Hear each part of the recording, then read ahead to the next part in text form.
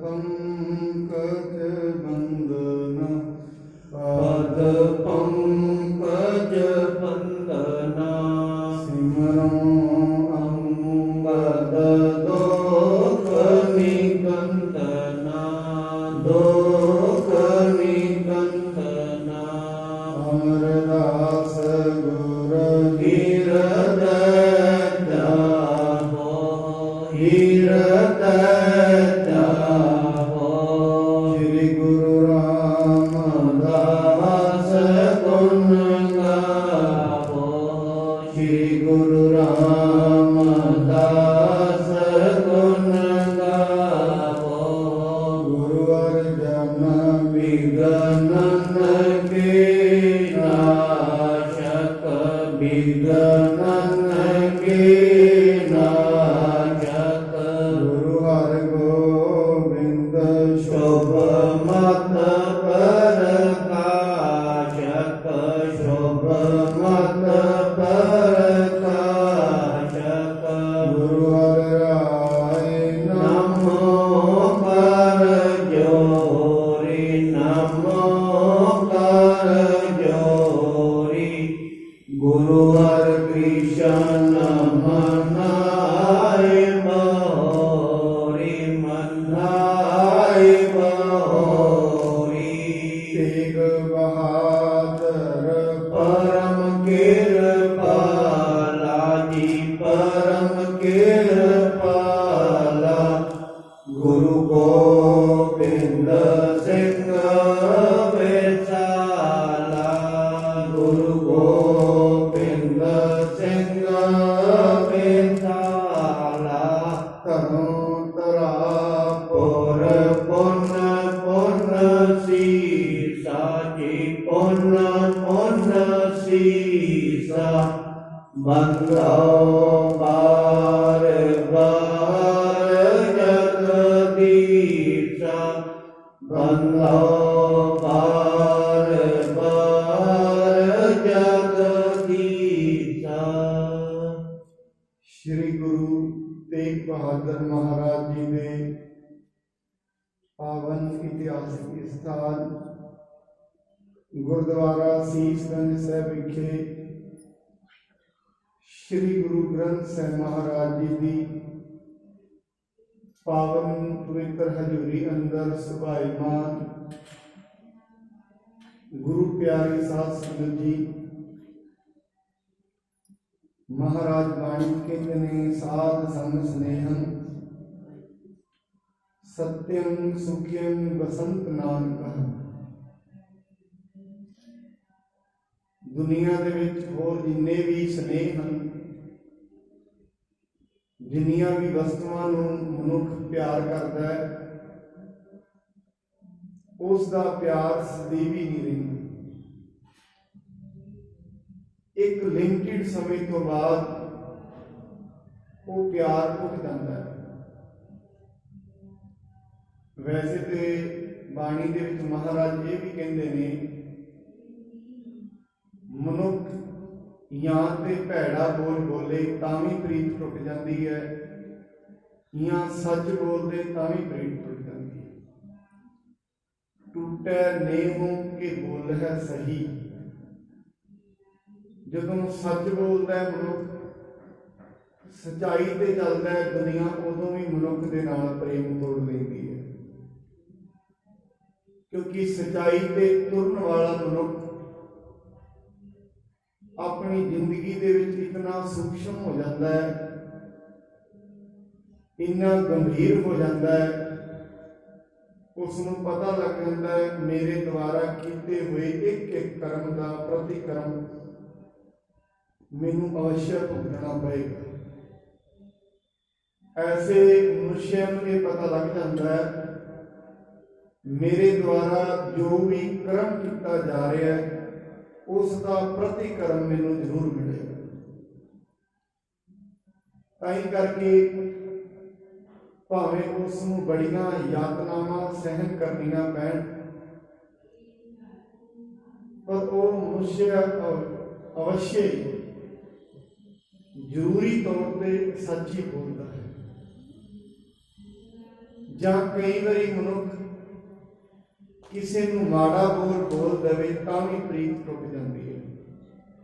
ਟੂਟ ਪ੍ਰੀਤ ਗਈ ਗੁਰ ਬੋਲ। ਇੱਕ ਮਾੜਾ ਬੋਲ ਬੋਲਿਆ ਜਾਏ ਪ੍ਰੀਤੀ ਟੁੱਟ ਜਾਂਦੀ ਹੈ।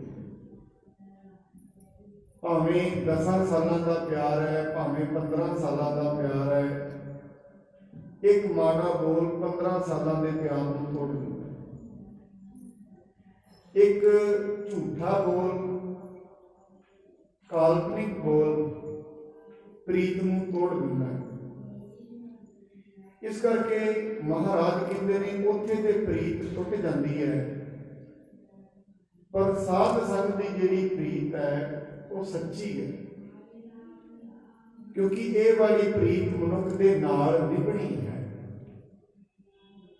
ਇਸ ਦੇ ਵਿੱਚ ਕੋਈ ਦੁਹਰਾਵਾ ਨਹੀਂ। ਮਹਾਰਾਜ ਬਾਣੀ ਦੇ ਵਿੱਚ ਹੀ ਕਹਿੰਦੇ ਨੇ, ਜਹਾਂ ਮਹਾ ਭਿਆਨ ਦੂਤ ਜਮ ਦਲੈ, ਕਹੰ ਕੇਵਲ ਨਾਮ ਸੰਗ ਤੇਰੇ ਚੱਲੈ। ਜਹਾਂ ਮੁਸ਼ਕਲ ਹੋਵੇ ਅਤ ਭਾਰੀ, ਹਰ ਕੋ ਨਾਮ ਖਿਨ ਮਾਹੀ ਉਦਾਰੀ। ਅਨੇਕ ਪੁਨ ਹੈ ਚਰਨ ਕਰਤ ਨਹੀਂ ਤਰੈ, ਹਰ ਕੋ ਨਾਮ ਕੋਟ ਪਾਪ ਪਰ ਹਰੇ। ਪਰਮਾਤਮਾ ਦੀ ਬੰਦਗੀ ਮਨੁੱਖ ਦੇ ਨਾਲ ਚੱਲਦੀ ਹੈ। ਇਹ ਇਹਦੀ ਆਤਮਾ ਤਾਈਂ ਪਹੁੰਚ ਜਾਂਦੀ ਹੈ। ਜੀਵ ਆਤਮਾ ਚੋਂ ਮਾੜੇ ਸੰਸਕਾਰਾਂ ਨੂੰ ਖਤਮ ਕਰਦੀ ਹੈ, ਮਨੁੱਖ ਨੂੰ ਪਰਮਾਤਮਾ ਦੀ ਸਮਝ ਦੇ ਦਿੰਦੀ ਹੈ। ਬਸ ਪਰਮਾਤਮਾ ਦਾ ਮਿਲਨ ਕਈ ਵਿਦਵਾਨ ਸਰਗੁਣ ਸਰੂਪ ਦੇ ਵਿੱਚ ਨਹੀਂ ਮੰਨਦੇ, ਨਿਰਗੁਣ ਵਿੱਚ ਮੰਨਦੇ ਨੇ। ਭਾਵ ਉਸ ਦੀ ਸਮਝ ਪ੍ਰਾਪਤ ਹੋ ਜਾਣੀ, ਇਹ ਉਹਦਾ ਮਿਲਣਾ ਹੈ। वैसे तो व्यापक ही है, वैसे तो वो दूर नहीं, उस बारे समझ लग जानी, यही उसका मिलन है। महाराज ने इन्हों यही कहा, समझ ही के जानना, उसके बारे जान लेना, जान के उसको मान लेना, अनुभव कर लेना, यही उसका मिलन है। कहो नानक ते जानी है सदा वस्त तुम साथ, जो तेरे नाल है। वैसे परमात्मा व्यापक है, बस मनुख दियां अखां नूं तां नहीं वेख पा रहियां भरम दे विच। महाराज नशे विच भी कहंदे ने जां भरम विच। जदों मनुख नशे विच हुंदा है, उस नूं ओह की बोल रहा है, किहड़े कर्म कर रहा है, इस बारे उसको समझ नहीं होती। जदों मनुख नशे दे विच हुंदा है, मनुख की विचारण की शक्ति खत्म हो जाती है। नशा मनुख की विचारण की शक्ति को क्षीण कर देता है, खत्म कर देता है। ताई करके नशे दे विच मनुख ऐसियां ऐसियां गल्लां बोल दिंदा है, ऐसे ऐसे बोल दिंदा है जेडे उसनूं ये पता भी नहीं उन्हें रात को की बोल दिया, क्यों नशे विच। इन्हूं महाराज बाणी कहते प्राणी कशु न चेतई, मद माया कै अन्न। माया के नशे विच, माया के नशे दे विच होण दे कारण मनुख कुछ भी चेते नहीं करता, कुछ भी समझ नहीं करता, समझदा ही नहीं।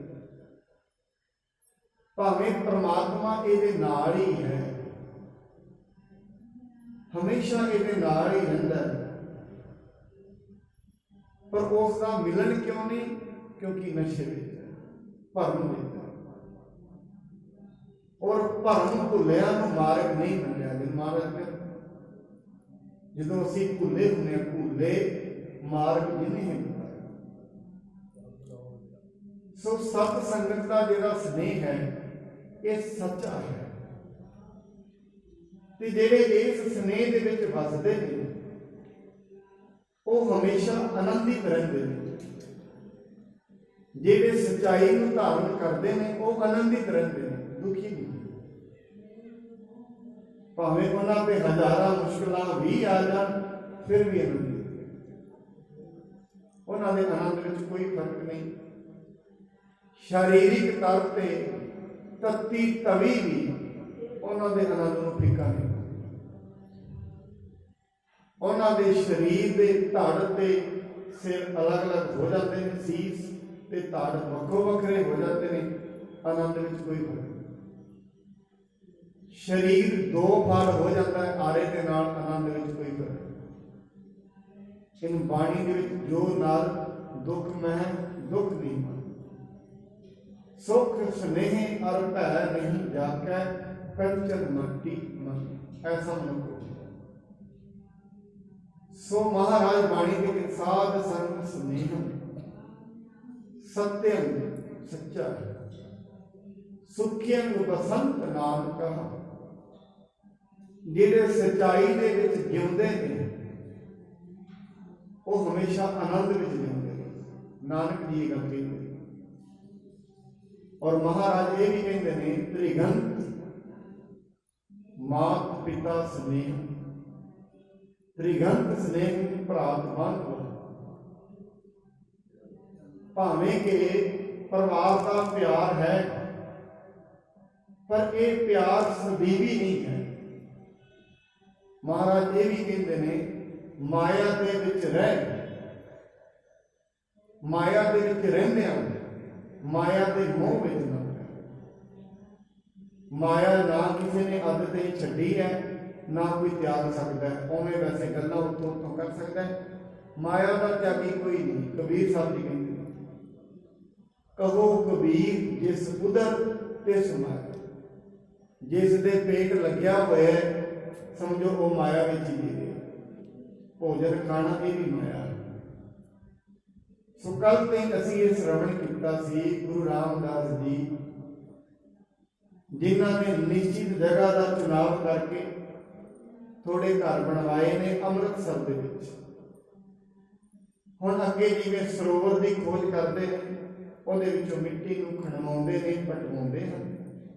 ਆਓ ਉਹ ਕਥਾ ਆਪਾਂ ਸ਼੍ਰਵਣ ਕਰੀਏ। ਆਰੰਭ ਕਰਨ ਤੋਂ ਪਹਿਲਾਂ ਗੁਰੂ ਜੀ ਵੱਲੋਂ ਬਖਸ਼ੇ ਹੋਏ ਗੁਰੂ ਮੰਤਰ ਨਾਲ ਸਾਂਝ ਪਾਈਏ। ਸਤਿਨਾਮ ਸ੍ਰੀ ਵਾਹਿਗੁਰੂ ਸਾਹਿਬ ਜੀ। ਸਤਿਨਾਮ ਸ੍ਰੀ ਵਾਹਿਗੁਰੂ ਸਾਹਿਬ ਜੀ। ਨਿਸ ਮੈਂ ਜਾਏ ਕਰਿਓ ਬਿਸਰਾਮਾ, ਬਸਨੇ ਹੇਤ ਬਨੇ ਜਹ ਧਾਮਾ।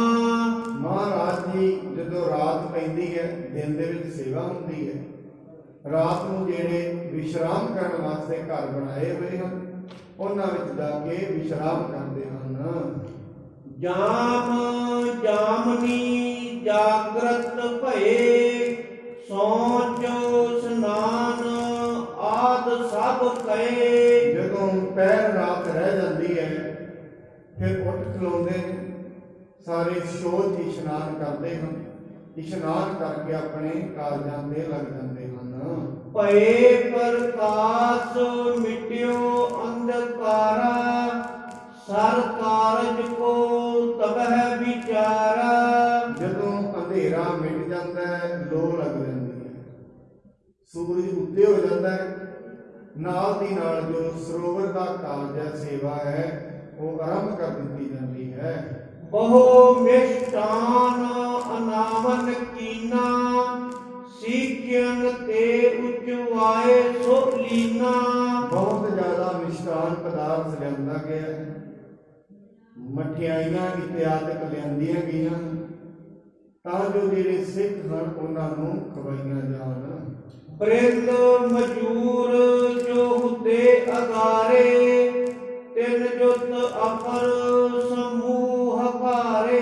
ਜਿੰਨੇ ਵੀ ਮਜ਼ਦੂਰ ਸਰੋਵਰ ਲਈ ਕੰਮ ਕਰ ਰਹੇ ਸਨ ਜਾਂ ਹੋਰ ਵੀ ਜਿਹੜੇ ਲੋਕ ਉੱਥੇ ਰਹਿ ਰਹੇ ਸਨ, ਸਾਰਿਆਂ ਨੂੰ ਗੁਰੂ ਜੀ ਨੇ ਬੁਲਾ ਲਿਆ ਹੈ। ਮਹਾ ਟੋਲ ਕਰ ਸੰਗ ਸਿਧਾਰੇ, ਮੰਗਲ ਕੀਨਸ ਅਨਿਕ ਪਰਤਾਰੇ। ਉਹਨਾਂ ਸਾਰਿਆਂ ਨੂੰ ਨਾਲ ਲੈ ਕੇ ਗੁਰੂ ਜੀ ਅੱਗੇ ਚੱਲ ਪਏ ਹਨ ਅਤੇ ਕਈ ਪ੍ਰਕਾਰ ਦੇ ਮੰਗਲਮਈ ਜਿਹੜੇ ਸ਼ਬਦ ਹਨ ਉਹ ਉਚਾਰਨ ਕੀਤੇ ਜਾ ਰਹੇ ਹਨ। ਗਏ ਸੰਸਪਾ ਤਰ ਕੇ ਤਾਰੇ, ਕਹਾਂ ਜਾਏ ਸਗਰੀ ਵਿਦ ਕਾਰੇ। ਉੱਥੇ ਟਾਹਲੀ ਦਾ ਦਰਖਤ ਹੈ ਬੜਾ ਵੱਡਾ, ਸਾਰੇ ਜਣੇ ਜਿੰਨੇ ਵੀ ਗਏ ਨੇ ਉਹਦੇ ਥੱਲੇ ਜਾ ਕੇ ਖਲੋ ਗਏ ਹਨ। ਨਾਮ ਲੀਨ ਤੀਨੂ ਗੁਰ ਕੇਰਾ, ਕਰ ਅਰਦਾਸ ਕਰੇ ਤਿਸ ਬੇਰਾ। ਫਿਰ ਉਹਨਾਂ ਨੇ ਅਰਦਾਸ ਕੀਤੀ ਤਿੰਨਾਂ ਗੁਰੂ ਸਾਹਿਬਾਨਾਂ ਦਾ ਨਾਮ ਲੈ, ਕਿਉਂਕਿ ਚੌਥੇ ਤੇ ਆਪ ਹੀ ਹਜੇ ਬਣਨਾ ਸੀ। ਤਿੰਨ ਗੁਰੂ ਸਾਹਿਬਾਨ, ਗੁਰੂ ਨਾਨਕ ਦੇਵ ਜੀ, ਗੁਰੂ ਅੰਗਦ ਸਾਹਿਬ ਜੀ ਤੇ ਗੁਰੂ ਅਮਰਦਾਸ ਜੀ, ਤਿੰਨਾਂ ਗੁਰੂ ਸਾਹਿਬਾਨਾਂ ਦਾ ਧਿਆਨ ਕਰਕੇ ਮਹਾਰਾਜ ਸਾਹਿਬ ਨੇ ਅਰਦਾਸ ਕੀਤੀ ਹੈ। ਤਕ ਲਾਇਓ ਸਿਰਜਨ ਕਹੋ ਤਾਲ, ਚਿਤਵਿਓ ਔਰ ਉਪਕਾਰ ਵਿਸਾਲ। ਸੱਚੇ ਪਾਤਸ਼ਾਹ ਨੇ ਜਿਹੜੇ ਅੰਮ੍ਰਿਤਸਰ ਦੇ ਸਰੋਵਰ ਤੇ ਆਪ ਜੀ ਦਰਸ਼ਨ ਇਸ਼ਨਾਨ ਕਰਦੇ ਹੋ, ਗੁਰੂ ਰਾਮਦਾਸ ਮਹਾਰਾਜ ਜੀ ਨੇ ਪਹਿਲਾਂ ਆਪ ਕਈ ਫੜੀ, ਕਈ ਦੇ ਨਾਲ ਪਹਿਲਾ ਟੱਕ ਉੱਥੇ ਲਗਾਇਆ ਹੈ। ਲੱਗੇ ਮਜੂਰ ਖਨਨ ਸਮੁਦਾਏ, ਸਿਰ ਧਰ ਮ੍ਰਿਤਕਾ ਵਹਿਰ ਗਰਾਏ। ਬਹੁਤ ਜ਼ਿਆਦਾ ਮਜ਼ਦੂਰ ਮਿੱਟੀ ਨੂੰ ਪੁੱਟਦੇ ਨੇ, ਤਸਲਿਆਂ ਦਾਬੜਿਆਂ ਵਿੱਚ ਪਾਉਂਦੇ ਹਨ ਅਤੇ ਬਾਹਰ ਜਾ ਕੇ ਸੁੱਟ ਦਿੰਦੇ ਹਨ। ਇੱਕ ਖੋਦੈ ਇੱਕ ਮ੍ਰਿਤਕਾ ਭਰੈ, ਇੱਕ ਉਠਾਏ ਕਰ ਬਾਹਰ ਕਰੈ। ਕਈ ਮਿੱਟੀ ਖੋਲਦੇ ਪਏ ਨੇ, ਕਈ ਭਰਦੇ ਨੇ ਤੇ ਕਈ ਚੁੱਕ ਚੁੱਕ ਕੇ ਬਾਹਰ ਸੁੱਟੀ ਜਾ ਰਹੇ ਹਨ। ਇੱਕ ਆਵਹਿ ਇੱਕ ਲੈ ਲੈ ਜਾਹੇ, ਖਨਹਿ ਮਜੂਰ ਸਿੱਖਿਆ ਬਹੁ ਮਾਹੇ। ਇੱਕ ਆ ਰਹੇ ਨੇ, ਇੱਕ ਲੈ ਕੇ ਜਾ ਰਹੇ ਨੇ। ਬਹੁਤ ਜ਼ਿਆਦਾ ਸਿੱਖ ਉੱਥੇ ਇਹ ਸੇਵਾ ਕਰ ਰਹੇ ਹਨ। ਇਸ ਬਿਦ ਕਰਿਓ ਅਪਰਨ ਤਾਲ, ਬੈਠੈ ਆਪ ਖਨਹਿ ਨਰ ਜਾਲ। ਇਸ ਤਰ੍ਹਾਂ ਜਿਹੜਾ ਸਰੋਵਰ ਹੈ ਉਸ ਦੇ ਵਿੱਚੋਂ ਮਿੱਟੀ ਕੱਢਣ ਦਾ ਜਿਹੜਾ ਕੰਮ ਆਰੰਭ ਹੋ ਗਿਆ। ਜਿੰਨੇ ਵੀ ਨਾਲੇ ਸੇਵਾ ਕਰਦੇ ਹਨ, ਗੁਰੂ ਜੀ ਉੱਥੇ ਬੈਠ ਕੇ ਸੇਵਾ ਦੀ ਨਿਗਰਾਨੀ ਕਰਦੇ ਹਨ। ਜਹਾਂ ਗ੍ਰਾਮ ਸਿਰਜੋ ਘਰ ਪਾਏ, ਤਹਾਂ ਕਾਰ ਕਰਤੇ ਸਮੁਦਾਏ। ਜਿੱਥੇ ਮਹਾਰਾਜ ਸ਼ਹਿਰ ਦੇ ਵਿੱਚ ਘਰ ਬਣਾ ਰਹੇ ਸਨ, ਉੱਥੇ ਵੀ ਕਈ ਮਜ਼ਦੂਰ ਇਸ ਪ੍ਰਕਾਰ ਦਾ ਕੰਮ ਕਰ ਰਹੇ ਸਨ।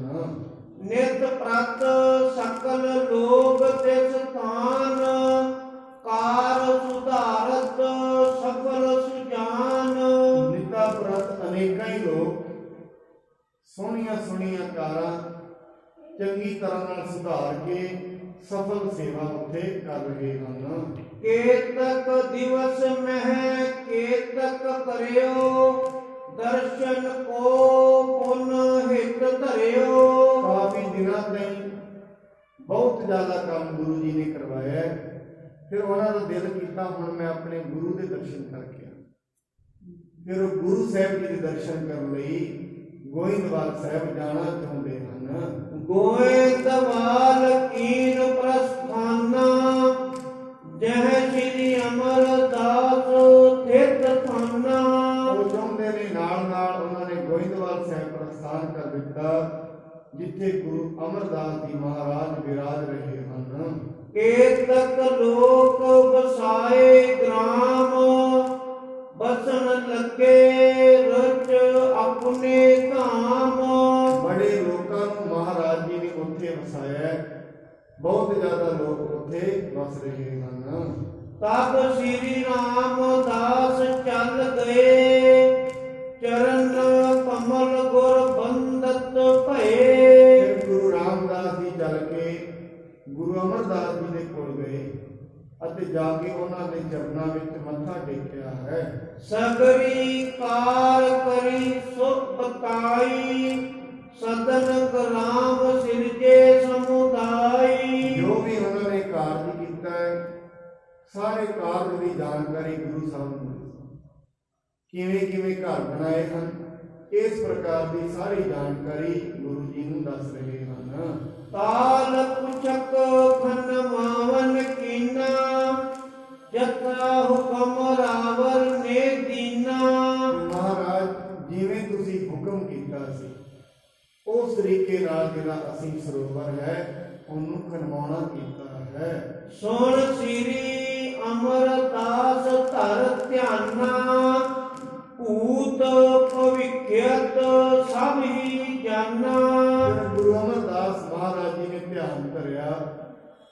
ਉਹਨਾਂ ਨੇ ਫਿਰ ਪਿਛਲਾ ਅਗਲਾ ਕੀ ਹੋਣਾ ਸਭ ਜਾਣਦੇ, ਕਿਉਂਕਿ ਸਾਧ ਸੰਗਤ ਗੁਰੂ ਨੂੰ ਇਹਨਾਂ ਸਾਰੀਆਂ ਚੀਜ਼ਾਂ ਦੇ ਬਾਰੇ ਗਿਆਨ ਹੁੰਦਾ ਹੈ। ਤ੍ਰੈ ਲੋਕ ਦਾ ਗਿਆਤਾ ਹੁੰਦਾ ਹੈ ਗੁਰੂ।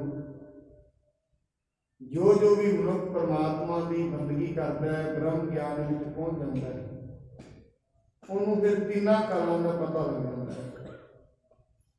ਭੂਤ ਕਾਲ ਦੇ ਵਿੱਚ ਕੀ ਹੋਇਆ, ਭਵਿੱਖ ਦੇ ਵਿੱਚ ਕੀ ਹੋਣਾ ਹੈ, ਕਿਹੜੀਆਂ ਘਟਨਾਵਾਂ ਵਾਪਰਨੀਆਂ ਨੇ, ਕਿਹੜੀਆਂ ਨਹੀਂ ਵਾਪਰਨੀਆਂ, ਇਹ ਪਤਾ ਹੁੰਦਾ। ਕਹਿੰਦੇ ਹਨ ਜਦੋਂ 1947 ਦੇ ਵਿੱਚ ਭਾਰਤ ਆਜ਼ਾਦ ਹੋਇਆ, ਉਦੋਂ ਪਿੰਡਾਂ ਦੇ ਵਿੱਚ ਕਈ ਐਸੇ ਮਹਾਂਪੁਰਸ਼ ਸਨ ਜਿਨ੍ਹਾਂ ਨੇ ਲੋਕਾਂ ਨੂੰ 3-3, 4-4 ਸਾਲ ਪਹਿਲਾਂ ਹੀ ਕਹਿ ਦਿੱਤਾ ਸੀ ਆਪਣੀਆਂ ਜ਼ਮੀਨਾਂ ਵੇਚ ਦਿਓ, ਹੁਣ ਤੇ ਚੰਗੇ ਭਾਅ ਮਿਲ ਜਾਣਗੇ ਤੇ ਜਾ ਕੇ ਪਰਲੇ ਬੰਨੇ ਦਾ ਜਿਹੜੇ ਉਦੋਂ ਵਸ਼ਿੰਦੇ ਸਨ, ਸਿੱਖ ਸਨ, ਉਹਨਾਂ ਨੂੰ ਕਿਹਾ। ਲੋਕਾਂ ਨੇ ਉਹਨਾਂ ਦਾ ਮਜ਼ਾਕ ਉਡਾਉਣਾ, ਤੁਸੀਂ ਪਾਗਲ ਹੋ ਗਏ, ਹੱਸਦੇ ਵਸਦੇ ਘਰ ਨੇ, ਜ਼ਮੀਨਾਂ ਵੇਚ ਕੇ ਦੂਜੇ ਬੰਨੇ ਕਿਉਂ ਲਈਏ? ਕਿਉਂਕਿ ਇੱਕ ਬੰਦਗੀ ਕਰਨ ਵਾਲੇ ਦੀ ਪਹੁੰਚ ਬੜੀ ਦੂਰ ਤੇ ਹੁੰਦੀ, ਦੂਰ ਦ੍ਰਿਸ਼ਟ ਹੋ ਜਾਂਦਾ, ਦਿਵਿਆ ਦ੍ਰਿਸ਼ਟ ਨੂੰ ਪ੍ਰਾਪਤ ਹੁੰਦੀ।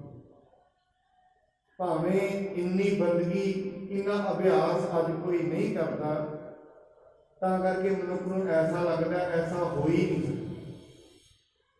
ਦਿਵਿਆ ਦ੍ਰਿਸ਼ਟੀ ਵੀ ਕੋਈ ਚੀਜ਼ ਹੈ। ਸਾਧ ਸੰਗਤ ਅੱਜ ਮਨੁੱਖ ਦਿਮਾਗ ਦੇ ਨਾਲ ਇੱਕ ਮੋਬਾਈਲ ਬਣਾ ਕੇ ਇੰਡੀਆ ਦੇ ਵਿੱਚ ਬੈਠ ਕੇ, ਭਾਰਤ ਵਿੱਚ ਬੈਠ ਕੇ ਅਮਰੀਕਾ ਦੇ ਵਿੱਚ ਦੂਜੇ ਦੀ ਫੋਟੋ ਵੇਖਦਾ। ਇਹ ਵੀ ਤੇ ਬਣਾਈ ਹੈ ਦਿਮਾਗ ਨਾਲ।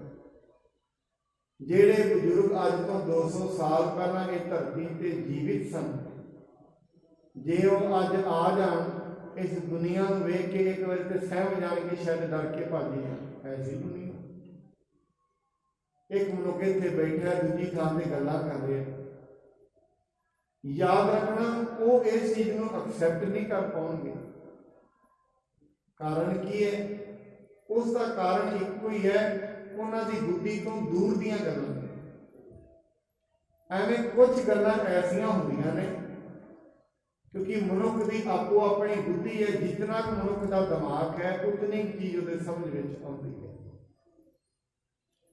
ਕਈ ਮਨੁੱਖ ਚੀਜ਼ਾਂ ਨੂੰ ਬੜੀ ਛੇਤੀ ਸਮਝ ਲੈਂਦੇ ਨੇ, ਜੈਸੀ ਬੁੱਧੀ ਹੈ, ਕਿਉਂਕਿ ਆਪ ਆਪਣੀ ਬੁੱਧ ਹੈ ਦਿੱਤੀ। ਵਰਨਤ ਭਿੰਨ ਭਿੰਨ ਤੋਹੇ ਤੇ, ਆਪੋ ਆਪਣੀ ਬੁੱਧੀ ਹੈ। ਬੁੱਧੀ ਦੇ ਅਨੁਸਾਰ ਮਨੁੱਖ ਸਮਝਦਾ ਹੈ। ਜਿਵੇਂ ਜਿਵੇਂ ਬੁੱਧੀ ਛੋਟੀ ਹੁੰਦੀ ਹੈ, ਮਨੁੱਖ ਦੀ ਸਮਝ ਵੀ ਛੋਟੀ ਹੁੰਦੀ ਹੈ। ਫਿਰ ਮਨੁੱਖ ਕ੍ਰੋਧੀ ਜ਼ਿਆਦਾ ਹੁੰਦਾ ਹੈ, ਬੜੀਆਂ ਛੋਟੀਆਂ ਛੋਟੀਆਂ ਚੀਜ਼ਾਂ ਤੇ ਕ੍ਰੋਧੀ ਹੁੰਦਾ ਹੈ। ਜਿਹੜਾ ਸਮਝਦਾਰ ਮਨੁੱਖ ਹੁੰਦਾ ਹੈ, ਬੜੀ ਡੂੰਘੀ ਗੱਲ ਕਰਦਾ ਹੈ, ਬੜੀ ਲੰਮੀ ਸੋਚ ਕੇ ਗੱਲ ਕਰਦਾ ਹੈ, ਜੋ ਤਰਫੇ ਨੂੰ ਸੋਚ ਕੇ ਹਰੇਕ ਚੀਜ਼ ਦੇ ਕਾਰਨ ਨੂੰ, ਹਰੇਕ ਚੀਜ਼ ਨੂੰ ਸਮਝ ਕੇ ਫਿਰ ਬੋਲਦਾ ਹੈ। ਪਰ ਕਈ ਲੋਕ ਐਸੇ ਹੁੰਦੇ ਨੇ ਜਿਹੜੇ ਇੱਕੋ ਦਮ ਹਰ ਗੱਲ ਨੂੰ ਫਟਾਫਟ ਬੋਲ ਜਾਂਦੇ। ਸਿਆਣੇ ਬਜ਼ੁਰਗ ਪੁਰਾਣੇ ਸਮੇਂ 'ਚ ਕੋਈ ਗੱਲਬਾਤ ਹੋਣੀ, ਉਹਨਾਂ ਨੇ ਇੱਕੋ ਗੱਲ ਕਹਿਣੀ, ਵਿਚਾਰ ਕੇ ਦੱਸਣਾ, ਸਮਝ ਕੇ ਦੱਸਣਾ, ਵਿਚਾਰਾਂ ਨੂੰ ਕਰਨਾ। ਭਾਵ ਇਹ ਵਿਚਾਰਨ ਤੋਂ ਬਿਨਾਂ ਕੋਈ ਵੀ ਚੀਜ਼ ਕਰਨੀ, ਇਹ ਪਸ਼ੂਆਂ ਦਾ ਕੰਮ ਹੈ। ਵਿਚਾਰਨ ਤੋਂ ਬਿਨਾਂ ਪਸ਼ੂ ਦੇ ਕੋਲ ਵਿਚਾਰ ਨਹੀਂ ਹੁੰਦਾ, ਵਿਚਾਰ ਸਕਦਾ ਹੈ। ਮਨੁੱਖ ਦੇ ਕੋਲ ਵਿਚਾਰ ਹੈ, ਔਰ ਬਾਣੀ ਨੇ ਕਿਹਾ ਇਹੀ ਸਭ ਤੋਂ ਵੱਡੀ ਸ਼ਕਤੀ ਹੈ। हे ਮਨੁੱਖ, ਤੂੰ ਅੰਮ੍ਰਿਤ ਵੇਲੇ ਵੀ ਉੱਠੇ, ਜਦੋਂ ਵੀ ਕਰੇ ਪਰਮਾਤਮਾ ਦੀ ਵਡਿਆਈ ਵਿਚਾਰ। ਜਿਵੇਂ ਜਿਵੇਂ ਪਰਮਾਤਮਾ ਦੀ ਵਡਿਆਈ ਦੀ ਵਿਚਾਰ ਕਰੇਗਾ, ਵਿਚਾਰ ਕਰਦਾ ਕਰਦਾ ਮਨੁੱਖ ਵਿਚਾਰ ਵਿੱਚ ਸਮਾ ਜਾਏਗਾ, ਹੋ ਜਾਏਗਾ। ਅੰਮ੍ਰਿਤ ਵੇਲਾ ਸੱਚ ਗਾਓ, ਵਡਿਆਈ ਵਿਚਾਰ। ਪਰ ਅੱਜ ਦੀ ਦੁਨੀਆ ਦੇ ਵਿੱਚ ਮਨੁੱਖ ਦੀ ਵਿਚਾਰਨ ਦੀ ਸ਼ਕਤੀ ਖਤਮ ਹੋ ਗਈ। ਅੱਜ ਮਨੁੱਖ ਕਿਸੇ ਵੀ ਚੀਜ਼ ਨੂੰ ਵਿਚਾਰਦਾ ਬਹੁਤ ਘੱਟ ਹੈ, ਚੱਲ ਪੈਂਦਾ ਬੇਸ਼ੱਕ। ਇਸੇ ਕਰਕੇ ਜਿਹੜੇ ਦੇਸ਼ ਦੇ ਵਿੱਚ ਵਿਚਾਰਨ ਵਾਲੇ ਘੱਟ ਹੁੰਦੇ ਨੇ ਉਹ ਕਿਸੇ ਨਾ ਕਿਸੇ ਦੇ ਸ਼ਿਕੰਜੇ ਵਿੱਚ ਆ ਕੇ ਧਰਮਾਂ ਦੀ ਲੜਾਈ ਕਰ ਬੈਠਦੇ ਨੇ। ਐਸਾ ਬੜੀ ਬੜੀ ਵੇਖਣ ਚ ਹੈ, ਕਿਉਂਕਿ ਜਿਹੜੇ ਥੋੜੇ ਜਿਹੇ ਸਮਝਦਾਰ ਹੁੰਦੇ ਨੇ ਉਹ ਉੱਤੇ ਚੌਧਰੀ ਬਣ ਕੇ ਲੀਡਰ ਬਣ ਜਾਂਦੇ ਨੇ। ਉਹ ਫਿਰ ਆਪਣੇ ਨਿੱਜੀ ਫਾਇਦਿਆਂ ਦੇ ਲਈ ਲੋਕਾਂ ਨੂੰ ਲੜਵਾਉਂਦੇ ਨੇ ਤੇ ਮਨੁੱਖ ਭਾਵੁਕ ਹੋ ਜਾਂਦਾ ਹੈ। ਭਾਵੁਕ ਮਨੁੱਖ ਫਿਰ ਵਿਚਾਰ ਨਹੀਂ ਪਾਏਗਾ। ਜਿਹੜਾ ਮਨੁੱਖ ਜਿੰਨਾ ਜ਼ਿਆਦਾ ਭਾਵੁਕ ਹੋਏਗਾ ਉਹਦਾ ਵਿਚਾਰ ਸ਼ਕਤੀ ਉਨੀ ਘੱਟ ਹੋਏਗੀ। ਇਸ ਕਰਕੇ ਮਨੁੱਖ ਨੂੰ ਚਾਹੀਦਾ ਕੋਈ ਵੀ ਗੱਲ ਪਹਿਲਾਂ ਵਿਚਾਰੇ। ਅਸੀਂ ਅੱਜ ਵੀ ਦੇਸ਼ ਦੇ ਵਿੱਚ ਇੱਕੋ ਹੀ ਗੱਲ ਕਹਿਣਾ ਚਾਹੁੰਦੇ ਹਾਂ, ਮਨੁੱਖ ਹਰੇਕ ਚੀਜ਼ ਨੂੰ ਵਿਚਾਰੇ। ਐਸਾ ਨਾ ਹੋਏ ਮਨੁੱਖ ਸੰਪਰਦਾਇਕਤਾ ਦੀ ਅੱਗ ਦੇ ਵਿੱਚ ਆਪਣੇ ਆਪ ਨੂੰ ਛੱਡ ਬੈਠੇ। ਐਸਾ ਮਨੁੱਖ ਕਈ ਵਾਰੀ ਬਿਨਾਂ ਵਿਚਾਰਨ ਤੋਂ ਉਹਨੇ ਸਾਡੇ ਧਰਮ ਨੂੰ ਮਾੜਾ ਕਿਹਾ। ਹੁਣ ਜਿਹਨੇ ਮਾੜਾ ਕਿਹਾ ਉਹ ਧਰਮੀ ਨਹੀਂ ਹੈ, ਉਹ ਦੂਜੇ ਧਰਮ ਦਾ ਨਹੀਂ। ਜਿਹੜਾ ਦੂਜੇ ਨੂੰ ਮਾੜਾ ਕਹਿੰਦਾ ਉਹਨੂੰ ਤੇ ਉਹਦੇ ਧਰਮ ਵਾਲਾ ਵੀ ਐਕਸੈਪਟ ਨਹੀਂ ਕਰਦਾ। ਮਹਾਰਾਜ ਬਾਣੀ ਦੇ ਵਿੱਚ ਕਹਿੰਦੇ, ਫਰੀਦਾ ਜੇ ਤੂੰ ਅਕਲ ਲਤੀਫ ਕਾਲੇ ਲਿਖ ਨਾ ਦੇਖ। ਜੇ ਤੂੰ ਸਿਆਣਾ ਨਹੀਂ ਹੈ ਫਿਰ ਘੱਟੋ ਘੱਟ ਦੂਜੇ ਨੂੰ ਮਾੜਾ ਤੇ ਨਾ ਕਰੇ। ਆਪ ਨੜੇ ਗਿਰਵਾਨ ਮੈਂ ਸਿਰ ਨੀਵਾਂ ਕਰ ਦੇ। ਆਪਣੇ ਗਿਰਵਾਨ ਦੇ ਵਿੱਚ ਵੇਖ ਤੂੰ ਕਿੱਥੋਂ ਤੱਕ ਪਹੁੰਚੇ। ਇਸ ਕਰਕੇ ਮਨੁੱਖ ਨੂੰ ਸਮਝਣਾ ਚਾਹੀਦਾ, ਵਿਚਾਰਨਾ ਚਾਹੀਦਾ। ਜਿਵੇਂ ਜਿਵੇਂ ਮਨੁੱਖ ਵਿਚਾਰ ਦੇ ਵਿੱਚ ਵੱਡਾ ਹੁੰਦਾ ਜਾਏਗਾ ਉਵੇਂ ਉਵੇਂ ਇਹਦੀਆਂ ਲੜਾਈਆਂ ਖਤਮ ਹੁੰਦੀਆਂ ਜਾਣਗੀਆਂ, ਬਾਹਰੋਂ ਲੜਾਈਆਂ ਖਤਮ ਹੋ ਜਾਣਗੀਆਂ। ਜਿਸ ਮਨੁੱਖ ਦੀ ਹਜੇ ਆਪਣੇ ਮਨ ਦੇ ਨਾਲ ਲੜਾਈ ਸ਼ੁਰੂ ਨਹੀਂ ਹੋਈ ਉਹ ਬਾਹਰ ਬੜਾ ਲੜੇਗਾ। ਜਿਹਦੀ ਸੁਰਤ ਸ਼ਬਦ ਵੱਲ ਨੂੰ ਤੁਰ ਪਈ ਹੈ ਉਹਦੀਆਂ ਲੜਾਈਆਂ ਖਤਮ ਹੋ ਜਾਂਦੀਆਂ।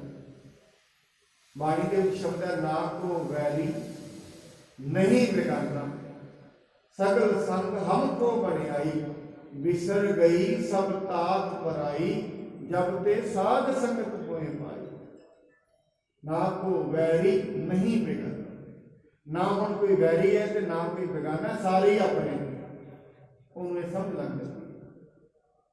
ਜਦੋਂ ਮਨੁੱਖ ਨੂੰ ਇਹ ਸਮਝ ਲੱਗ ਜਾਂਦੀ ਹੈ ਉਹਦੇ ਵਾਸਤੇ, ਕਿਉਂਕਿ ਦੋ ਚੀਜ਼ਾਂ ਨੇ ਸਿਆਣੇ ਮੰਨਦੇ ਨੇ, ਚੰਗਾ ਮਨੁੱਖ ਉਹ ਹੈ ਜਿਹੜਾ ਦੂਜੇ ਦੇ ਦੁੱਖ ਦੇ ਵਿੱਚ ਦੁਖੀ ਹੋਵੇ, ਦੂਜੇ ਦੇ ਸੁੱਖ ਦੇ ਵਿੱਚ ਸੁਖੀ ਹੋਵੇ। ਅਕਸਰ ਮਨੁੱਖ ਦੂਜੇ ਦੇ ਦੁੱਖ ਵਿੱਚ ਸੁਖੀ ਹੁੰਦਾ ਤੇ ਦੂਜੇ ਦੇ ਸੁੱਖ ਵਿੱਚ ਦੁਖੀ ਹੁੰਦਾ, ਉਲਟਾ ਹੋ ਜਾਂਦਾ। ਤਾਂ ਹੀ ਕਰਕੇ ਮਨੁੱਖ ਦੁਖੀ ਹੈ। ਬਾਣੀ ਦੇ ਵਿੱਚ ਮਹਾਰਾਜ ਨੇ ਬੜੇ ਸਖਤ ਸ਼ਬਦ ਕਹੇ, ਪਰ ਕਾ ਬੁਰਾ ਨਾ ਰੱਖੋ ਜੀ ਤੁਮਕੋ ਦੁੱਖ ਨਹੀਂ ਭਾਈ ਮੀਤ। ਦੂਜੇ ਦੇ ਬਾਰੇ ਕਦੀ ਮਾੜਾ ਨਾ ਸੋਚ, ਤੈਨੂੰ ਦੁੱਖ ਮਿਲੇਗਾ ਹੀ ਨਹੀਂ। ਦੂਜੇ ਦੇ ਬਾਰੇ ਮਾੜਾ ਸੋਚ। ਜਦੋਂ ਕੋਈ ਮਨੁੱਖ ਦੂਜੇ ਦੇ ਬਾਰੇ ਮਾੜਾ ਸੋਚਦਾ, ਭਾਵੇਂ ਪਰਿਵਾਰ ਬਾਰੇ ਸੋਚੇ, ਭਾਵੇਂ ਕਿਸੇ ਬਰਾਬਰੀ ਬਾਰੇ ਸੋਚੇ, ਭਾਵੇਂ ਕਿਸੇ ਜਾਤ ਬਾਰੇ ਸੋਚੇ, ਭਾਵੇਂ ਕਿਸੇ ਧਰਮ ਬਾਰੇ ਸੋਚੇ, ਉਸ ਦਾ ਭਲਾ ਨਹੀਂ ਹੁੰਦਾ।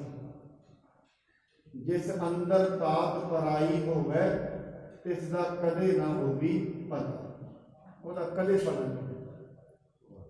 ਇਸ ਕਰਕੇ ਮਨੁੱਖ ਪਰਾਈ ਤਾਤ ਨੂੰ ਛੱਡੇ, ਔਰ ਇਹ ਛੱਡੀ ਜਾਂਦੀ ਹੈ ਜਿਵੇਂ ਜਿਵੇਂ ਮਨੁੱਖ ਸਾਧ ਸੰਗਤ ਦੇ ਵਿੱਚ ਆਉਣਾ ਆਰੰਭ ਕਰ ਦਿੰਦਾ ਹੈ। ਨਿਜ ਅਨੁਸਾਰ ਕਾਜ ਜੇ ਔਰ ਕਰਤ ਭਏ ਸੋਢੀ ਸਿਰ ਮੋਰ।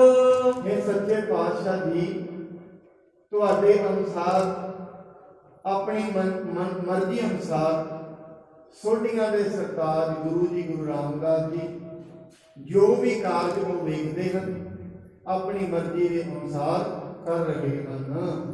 ਜਥਾ ਹੁਕਮ ਸਤਿਗੁਰ ਜਪ ਕਰੈ ਤਥਾ ਸਿਗਰ ਹੀ ਬਚ ਅਨੁਸਰੈ। ਜਿਵੇਂ ਸਤਿਗੁਰੂ ਜੀ ਹੁਕਮ ਕਰਦੇ ਨੇ ਨਾਲ ਦੀ ਨਾਲ ਬੜੀ ਛੇਤੀ ਦੇ ਨਾਲ ਉਹ ਕੰਮ ਵੀ ਕਰ ਲੈਂਦੇ ਹਨ।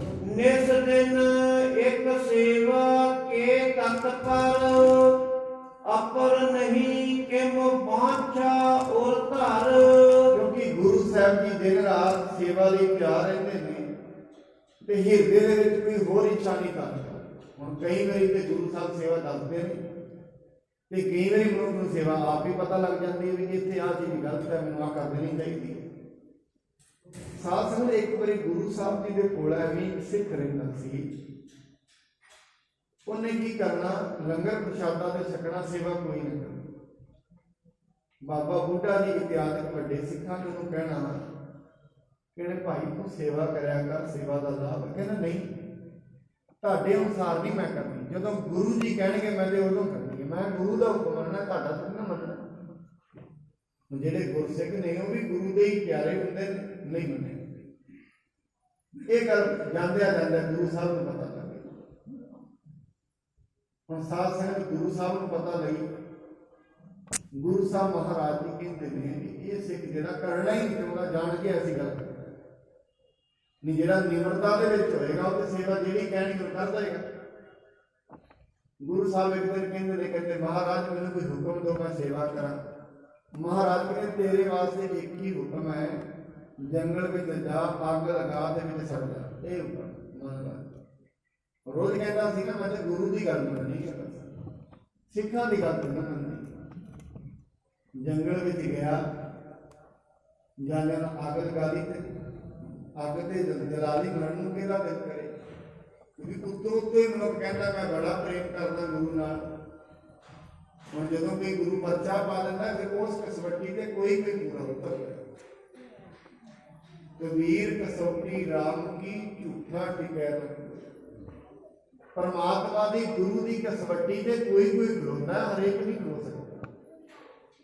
ਰਾਮ ਕਸੌਟੀ ਸੋਸ ਹੈ ਜੋ ਮਰ ਦੀਵਾ ਹੋਏ।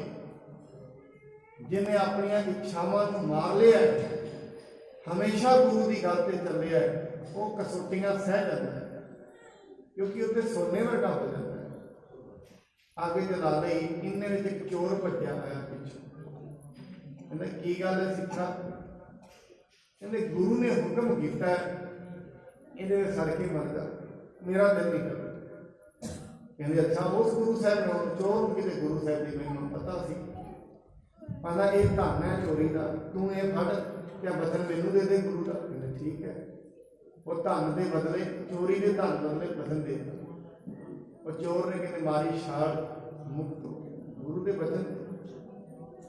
ਕਿਉਂਕਿ ਮਹਾਰਾਜ ਦੇ ਬਚਨ ਮੰਨਣ ਦੇ ਨਾਲ, ਸੱਚੇ ਪਾਤਸ਼ਾਹ ਬਾਣੀ ਦੇ ਵਿੱਚ ਵੀ ਕਹਿੰਦੇ ਨੇ ਜਿਹੜੇ ਗੁਰੂ ਦਾ ਬਚਨ ਮੰਨਦੇ ਨੇ